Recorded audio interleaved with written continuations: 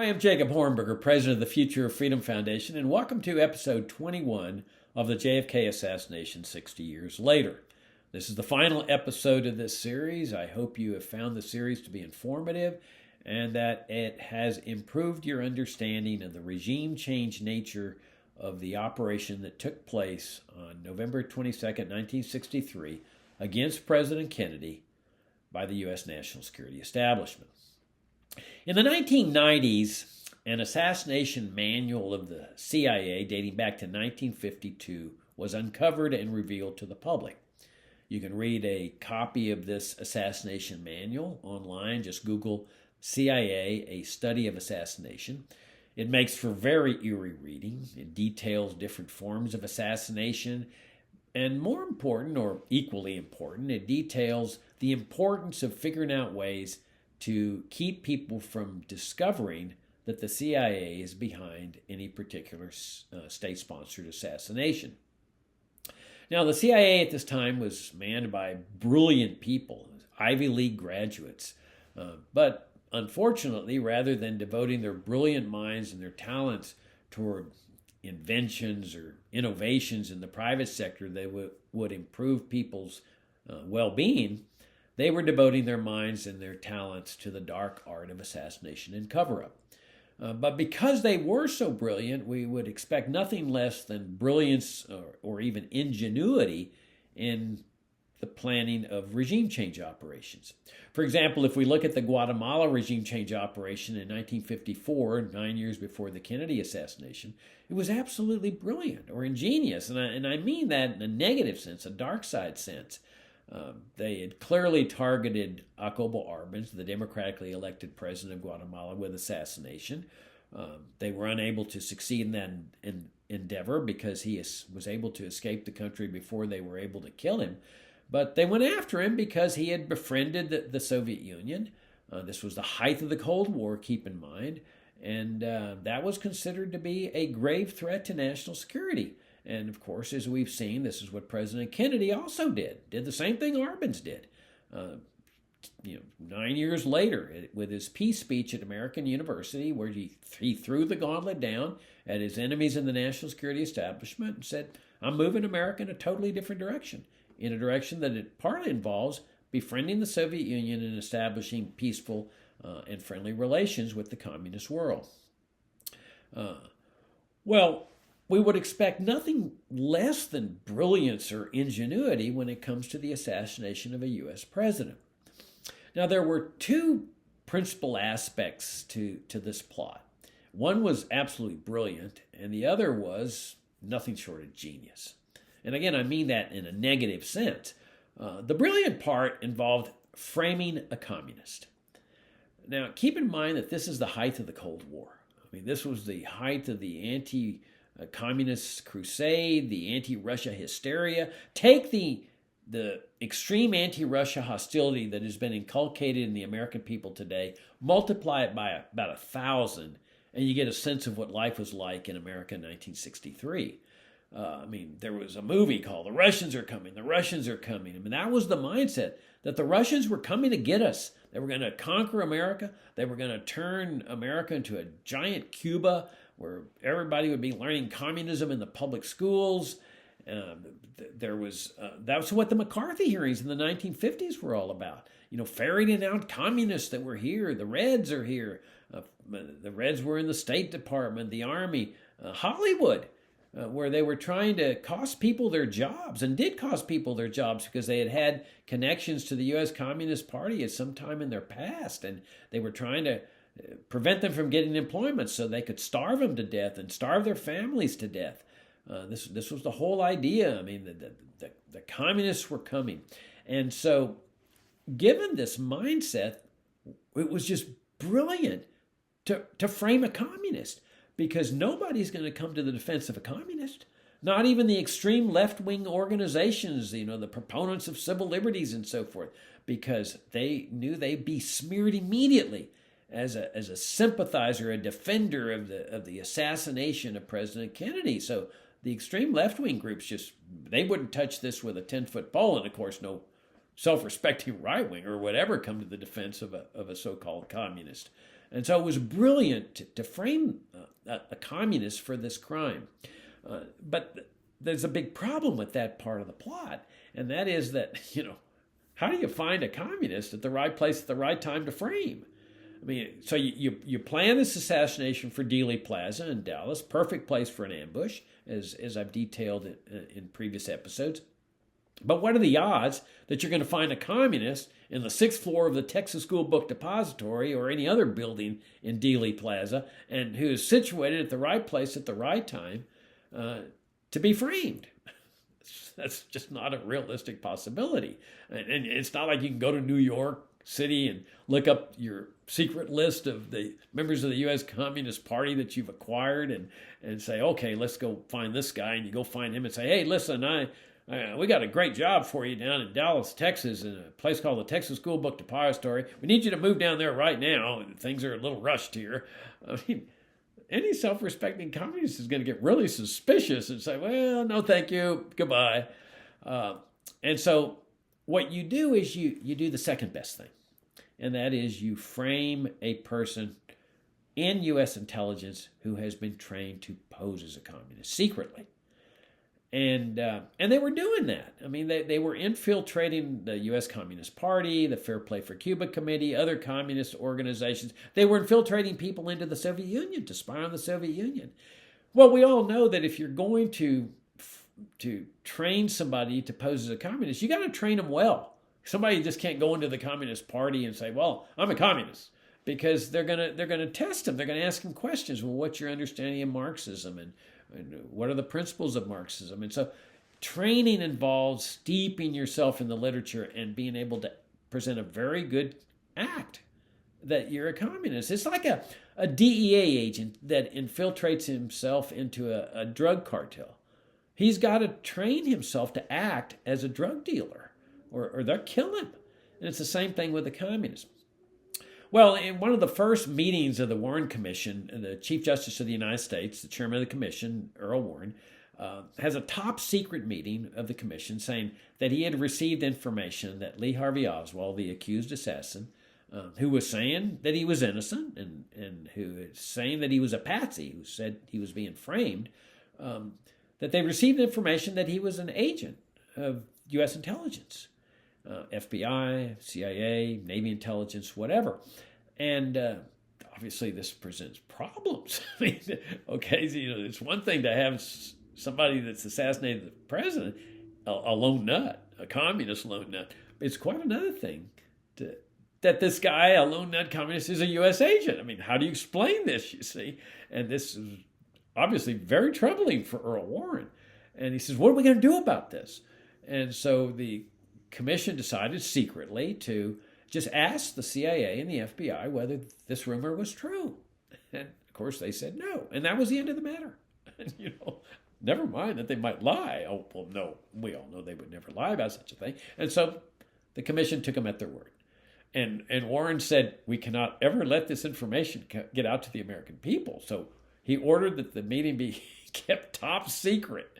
And he ordered the court reporter, destroy your transcript of this meeting. But apparently she had kept her tape or something like that, where later on people found out about this meeting. And every indication is that's exactly what Oswald was. He was a secret agent that had been trained to pose as a communist. He was learning fluent Russian in the military. He was studying Marxism as a soldier in the Marines. He was a Marine, get you. I mean, this is the perfect place where the CIA or Navy intelligence recruits people, Semper Fi, always faithful and so forth. I mean, what better place to recruit somebody than in the Marines? And his friends in the Marines were calling him Osvaldovich, jokingly. Now, what are the chances that the Marines are going to let Osvaldovich be stationed at one of their facilities?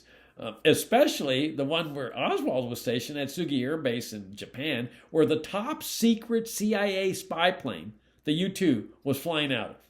I mean, there's no chance of that at all.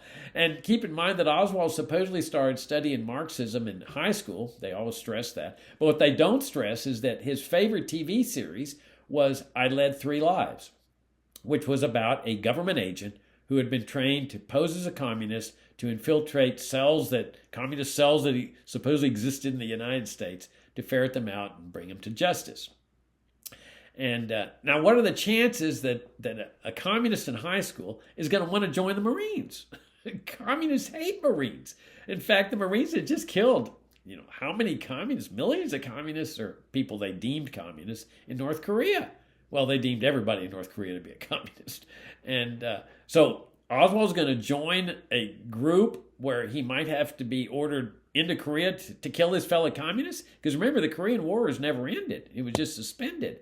And so Oswald's going to be putting himself in a position where he kills his fellow communists? Come on.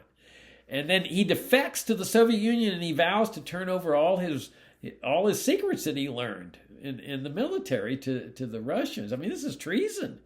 And but he decides he wants to come back. He's married a Russian wife whose family member has connections to Soviet intelligence, and he gets the red carpet treatment coming home.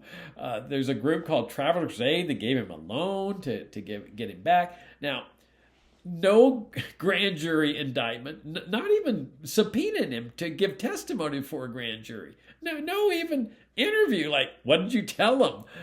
Nothing. He's just given the red carpet treatment. We know that this is not possible unless the guy's a government agent. And then he goes to Dallas, where he gets a job with a photography firm that does top secret photography development for the national security establishment. And then instead of hanging out with left-wingers, he hangs out with right-wingers in Dallas. And then he goes to New Orleans and he gets a job with the Riley Coffee Company, which is owned by an extreme right-winger. Now, what right-winger is going to hire a self-avowed communist that's learned fluent Russian, and that's in the Marines? Now, any of you that have studied foreign languages know that you can't be fluent in a fluent language unless you converse with somebody. Well, of course, the military has top-notch language experts to do such a thing. And so this guy from the Riley Coffee Company knows all this, and he hires this guy anyway? Come on. And then he's over there, Oswald's over there proselytizing for the Fair Play for Cuba Committee. He's the only member in New Orleans, so he's over there, I'm a communist, advertising. And his flyers for the Fair Play for Cuba Committee, he stamped some of them with the return address that led to the offices of a retired FBI agent named Guy Bannister that had ties to U.S. intelligence and where Oswald had been seen. I mean, no doubt he got reamed out for that mistake. What'd you do? Why'd you stamp my office on those flyers, you idiot? And then he has an encounter with the DRE, which, as it turns out many years later, is a CIA front organization. They're the first ones to issue a press release after the assassination advertising Oswald's communist bona fides. And then he's sent to Mexico City, where he goes into the Soviet embassy and the communist embassy with all this hullabaloo, where the CIA is strictly monitoring him. And he supposedly meets with the assassination head for the Soviets there at the Soviet embassy. But he comes back to the United States and nobody puts a finger on him. I mean, nobody touches him. And so clearly he's able to be positioned wherever they tell him to do. He's a young agent. I mean, they say you go up, get that job, and he's going to get that job. And they're going to tell him, be here at this place. We've got precautions that are taken in case there's an assassination. And so it's easy to position a person who's working for U.S. intelligence wherever they want him. So it was brilliant. This was the brilliant part of the scheme. The ingenious part of the scheme, however, involves the challenge of how to bring this investigation to a very quick termination. Because this is the assassination of a U.S. president. We all know what that means. They're going to pull out all the stops to bring everybody to justice that is possibly connected with this assassination. Some of you are familiar with the Netflix series Narcos Mexico. Great series. It revolves around the drug cartels in Mexico, kidnapping, torture, and execution of a DEA agent named Kiki Camarena, who was operating in Mexico as part of the drug war. And the DEA and federal officials pulled out all the stops to ferret out who had done this, bring him to justice. They sent a team down to Mexico, tortured people, kidnapped people, brought them back to the United States. I mean, the message was, don't you ever do this to a federal official, because we're going to pull out all the stops to get you. When I was a young lawyer practicing law in South Texas, there was a federal judge named John Wood in San Antonio who was assassinated. And they pulled out all the stops to figure out everybody conceivably involved in this assassination, including monitoring communications between clients and their lawyers to see which clients were confessing to their lawyers that they were part of the scheme. I mean, that's a super prohibition. It's like, listening in the priest confessional in the Catholic Church. You just don't do it. But federal officials said this is an assassination of a federal official, federal judge. We're pulling out all the stops, no matter how illegal or unethical. Same with the Lincoln assassination. They didn't just stop with John Wilkes Booth. They kept investigating until they got everybody who they felt was conceivably involved in that assassination. So the plotters here within the national security establishment, CIA and the military, knew that that was what would happen ordinarily in an assassination of a U.S. president. So they had to figure out how to get this assassination short-circuited. I mean, this investigation short-circuited, terminated immediately, which is almost an impossible task, but it goes to show the ingenious part of this plot, because they succeeded in doing that. On the Monday after the assassination, the Deputy Attorney General, Nicholas Katzenbach, he issues a memo saying we've got to assure people that Oswald's the guy that did this, and that's it. We've got to shut this thing down. That was the message. And before him, J. Edgar Hoover, director of the FBI, had said the same thing. So they had to figure out how to do this, and how they figured out how to do this was just nothing short of ingenious, as I say. Now, here's what happened. Okay, they've got this communist, supposedly, firing from the rear. Okay, and they've got that set up perfectly. They got the 3 bullet casings there in the 6th floor. They got the rifle that Oswald supposedly ordered in the mail order. They've got everything situated perfectly to frame this communist firing from the rear.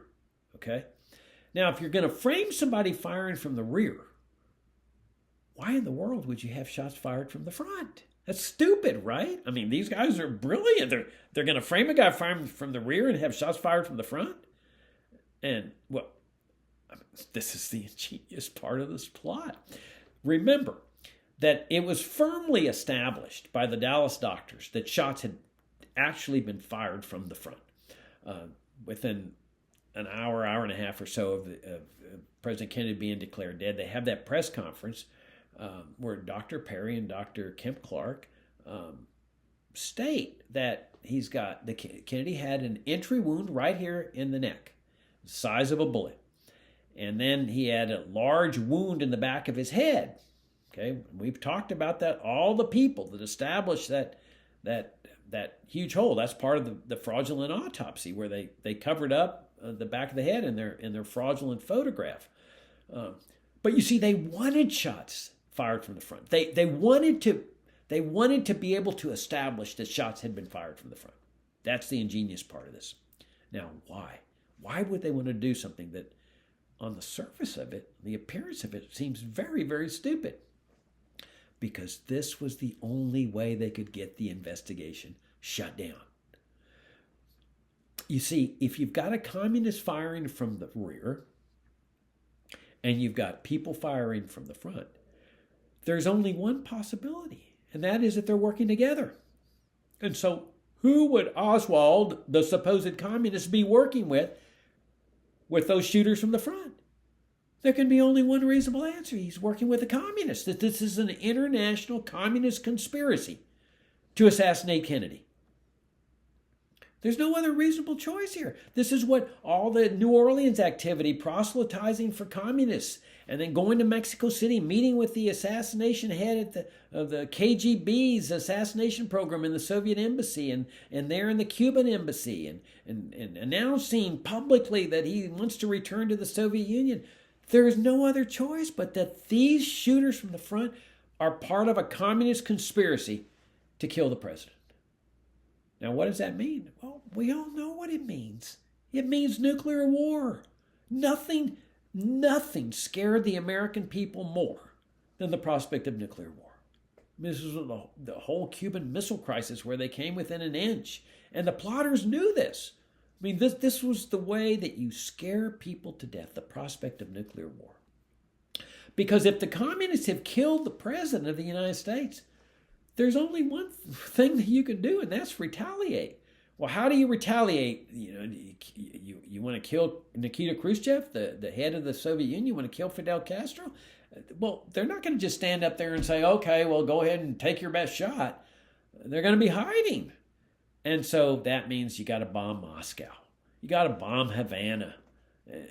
You got to bomb really all over the Soviet Union to make sure you get them.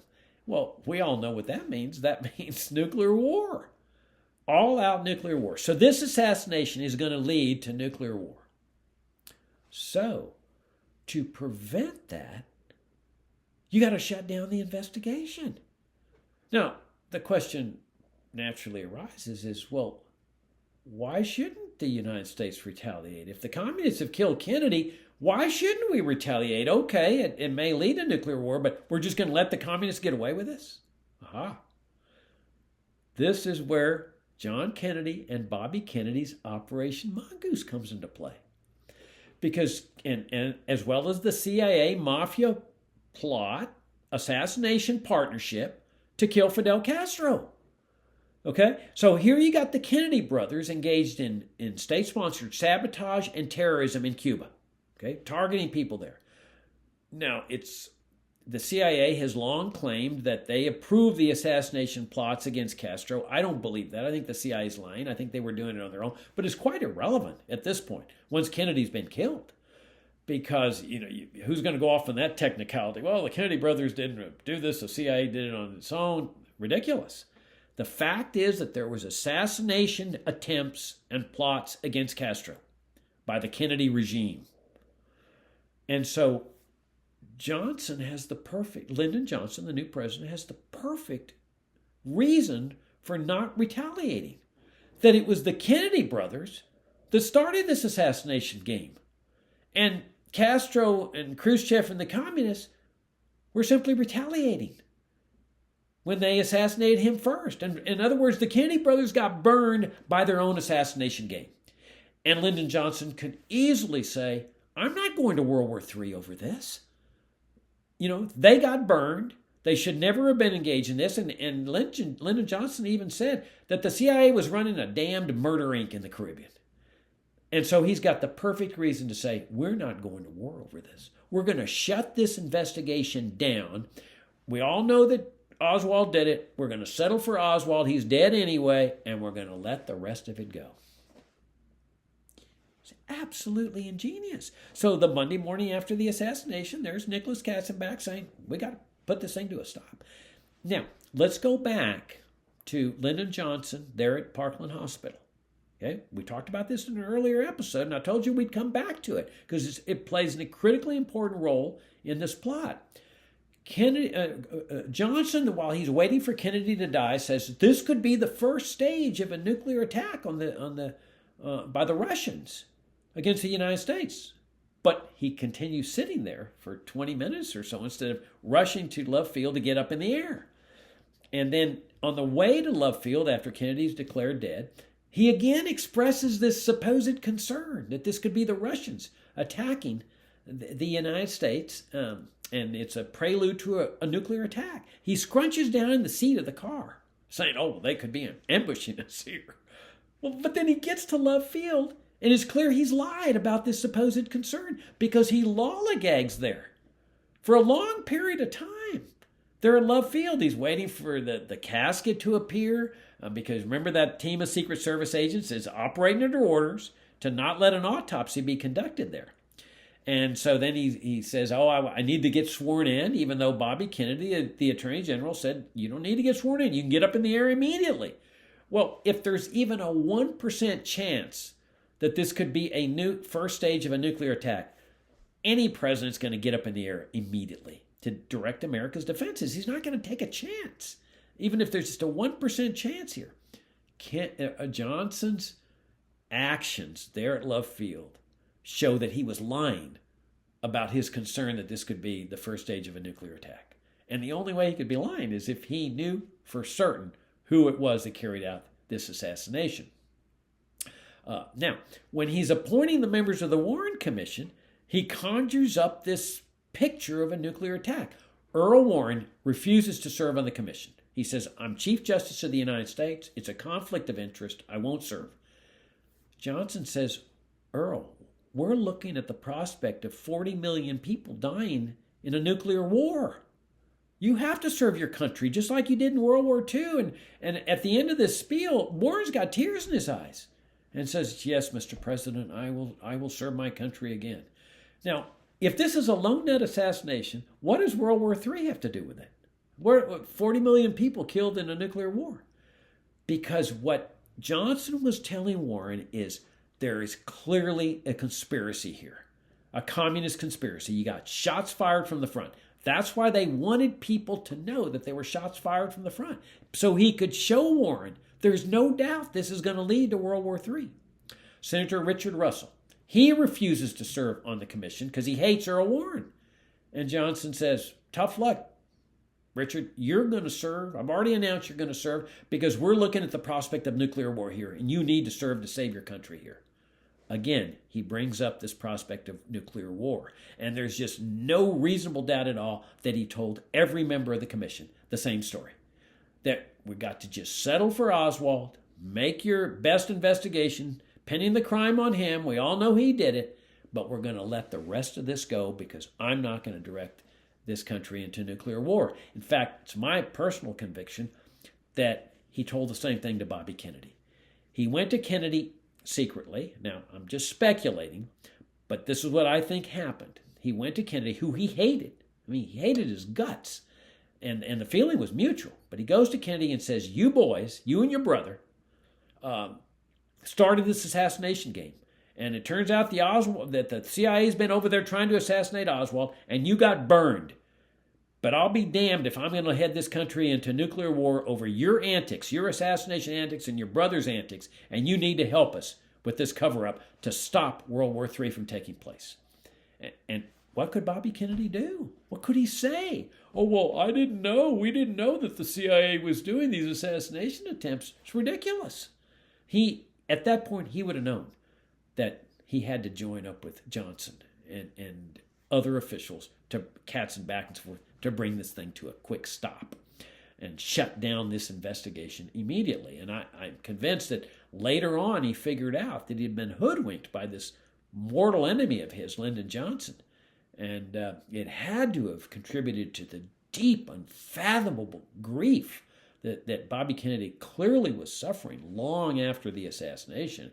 It had to be manifesting itself not just from guilt, general guilt, but guilt that he had been hoodwinked by his enemy, Lyndon Johnson. So that's how they get the investigation shut down immediately. Everything's pinned on the communist, the supposed communist, who's silenced. I mean, that clearly was the role of the mafia in this whole thing. So it was Johnson's role was to conjure up the image of nuclear war, get that body out of Parkland, and deliver it into the hands of the military that conducts the fraudulent autopsy. And meanwhile, as we've discussed, the CIA is faced with this problem of the Zapruder film on the weekend of the assassination. They figure out a way to produce an altered copy of the film, even though it's later sequestered for many, many years. And then Johnson's role, of course, is to create this commission and bring up this image of nuclear war with 40 million people killed. So it was an absolutely ingenious plot that succeeded. And it noticed that it was all shrouded in national security. I mean, national security is everything in a national security state. So they were saying on the one hand, well, this is just a lone nut that just happened to be at the right time, hadn't studied communism, became fluent in Russian, just one of those happenstances, a little man that was trying to be a big man by killing a big man. But they shroud the whole Warren Commission proceedings, or much of the Warren Commission proceedings, in the aura of national security and the secrecy that comes with national security. So they got away with it. I mean, as we've discussed in the autopsy, they swore everybody to secrecy. Now, the autopsy was always their Achilles heel. You see, because even to this day, there's really no concrete evidence that ties any particular CIA official or military official to this assassination. There's a lot of suspicions as to people, and there's a lot of motive. I mean, you can point to motive. People hated Kennedy, but that's not enough to convict a person in a court of law beyond a reasonable doubt. But the autopsy was always their Achilles heel, because as I indicated earlier in this series, there's no innocent explanation for a fraudulent autopsy. It necessarily means they orchestrated the assassination, especially since the scheme for the fraudulent autopsy was launched at the moment that Kennedy's declared dead. That means it had to be pre-built into the plot itself. And there's also no innocent explanation for a fraudulent, altered copy of the Zapruder film. Try to come up with one. And of course, they were able to keep secret the fraudulent autopsy for years and years, and ultimately for decades. Don't tell me they can't keep secrets. But the Assassination Records Review Board in the 1990s broke the dam, especially on the fraudulent autopsy. And that's all detailed in Douglas Horne's book that I've mentioned before, Inside the Assassination Records Review Board. Massive 5-volume book. It's the watershed book in the Kennedy assassination. You finish reading that 5 volumes, and it's not an easy read. There are areas there that are very difficult to understand on photography, x-rays, and so forth. But if you can make it to the end, I have no doubts that you will conclude that this was a fraudulent autopsy and that there's no innocent explanation. It necessarily means criminal culpability. And the same thing with the Zapruder film. They kept their altered copy scheme secret for decades, all the way to the late 2000s, when that CIA official, Dino Brigioni, disclosed that that was not the Zapruder film that he saw on the weekend of the assassination, on the Saturday of the assassination, which confirmed, along with a lot of other evidence, circumstantial evidence, that they had produced an altered copy. So where does that leave us? I mean, clearly all the people that were involved in orchestrating this are dead. Is this just a matter of just historical curiosity? No. Why do I spend so much time talking about this assassination? Because it really is a watershed event in American history. It changed the direction of America, and it provides the way out of the deep morass in which we find ourselves. Kennedy was clearly going to move America in a totally different direction from what the national security establishment wanted. He had a different vision. He had broken through, and he saw the Cold War for the racket that it was. And that's what his peace speech at American University was all about. It wasn't just his order to pull the troops out of Vietnam, which the national security establishment considered was a grave risk to national security, domino theory and all that. It wasn't just his nuclear test ban treaty with the Soviets, which they vehemently opposed. It wasn't just his befriending the Soviet Union and Cuba and reaching out in a spirit of peaceful coexistence. It was his vision for America was diametrically opposed to their vision for the future direction of America. The Cold War would have ended immediately, and he would have undoubtedly won the re-election in '64, and undoubtedly his brother would have run for president in '68, which would have rendered the national security establishment just meaningless, irrelevant. People would have been saying, we want our limited government republic back. What do we need this national security state? It's a totalitarian form of governmental structure. It exercises totalitarian dark side powers. We don't want it for our country anymore. The Cold War is over. That's what was the justification for that conversion. So they had to deal with this threat the same way they dealt with Arbenz in Guatemala, or Mossadegh in Iraq in 1953, or Patrice Lumumba. Remember his assassination right before Kennedy comes into power. They had to deal with this. And Kennedy went to war with the national security establishment over this conflict of visions. And that's detailed in FFF's great book called JFK's War with the National Security Establishment, Why Kennedy Was Assassinated, by Doug Horne, who served on the staff of the Assassination Records Review Board. Other books that I highly recommend are all the books that we've published, including Jefferson Morley's great book about his war with the CIA over George Joanides, who was the point man there with that organization, the DRE, which was the secret CIA front organization that was advertising Oswald's communist bona fides right after the assassination. They still won't reveal Joanides' file or his complete file. They want to keep that secret. And of course, they've got their secret records that they still won't reveal, that now they have carte blanche to keep secret for forever. And so I'd recommend my most recent book on this whole area called An Encounter with Evil, the Abraham Zapruder story, as well as my two books on the Kennedy autopsy and the fraudulent Kennedy autopsy, the Kennedy autopsy and the Kennedy autopsy 2.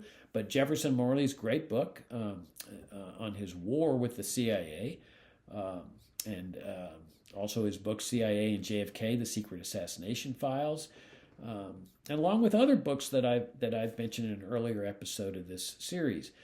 The Kennedy assassination provides us a way out. I mean, notice that we're mired down in this war in Ukraine through the Pentagon's antics, through NATO, moving inexorably eastward toward Russia's borders, knowing full well what the response was going to be. It was going to be the same response that the U.S. had when the Soviets were putting their missiles in Cuba. And they knew that was going to be the response. And so now we're close to nuclear war, which could easily happen just through some mishap. Just like what happened in 1963. And keep in mind, in 63, it wasn't the Soviets who were directly responsible for this. Well, they were directly responsible for the crisis by putting their missiles there to defend Cuba. But it was the Pentagon and the CIA's pressure on Kennedy to invade Cuba that motivated Cuba and the Soviet Union to put those nuclear missiles in the first place. So it was the national security establishment that was ultimately responsible for the Cuban Missile Crisis, just like they were ultimately responsible for this crisis in Ukraine that has gotten us perilously close to nuclear war once again. We don't have to live like this. I recently finished a great book called The Last Honest Man, which is a biography of Senator Frank Church. He was a liberal Democrat, elected out of Idaho, which is a very conservative state. And he was the head of the Church Committee that disclosed many of the CIA's dark side secrets. This is 1975. And but what really struck me about that book was that Church figured out that America's foreign wars are rooted in our national security state form of governmental structure. In other words, as long as you are a national security state, or America's a national security state, we will always have this endless series of forever wars. And that if we want to bring this to an end, it's not enough to just stop this forever war or stop that forever war. Notice that right after Afghanistan, they seamlessly, immediately got us into another one in Ukraine. See, in order to stop this endless series of forever wars, which are inherent to a national security state, crises, conflicts, and so forth, you've got to get rid of the national security state form of governmental structure and restore a limited government republic with just a basic military force. In other words, dismantle the Pentagon, the CIA, the NSA, the vast military-industrial complex, the empire of domestic and foreign military bases, and just have a limited government republic with a basic military force. And that's the way out of this. And that's the significance of the Kennedy assassination, because Kennedy saw the way out of this. He saw a way out of the Cold War racket, of the racket of this forever hostility against Russia and the Cold War hysteria and the anti-Russia crusade and so forth, anti-communist crusade, which of course is being revitalized now with communist China and so forth. There's a way out of this, and that is to restore our founding system of a limited government republic. And that's the significance of the Kennedy assassination today. I'm Jacob Hornberger, president of the Future of Freedom Foundation, and this is episode 21, the final episode in the JFK assassination 60 years later.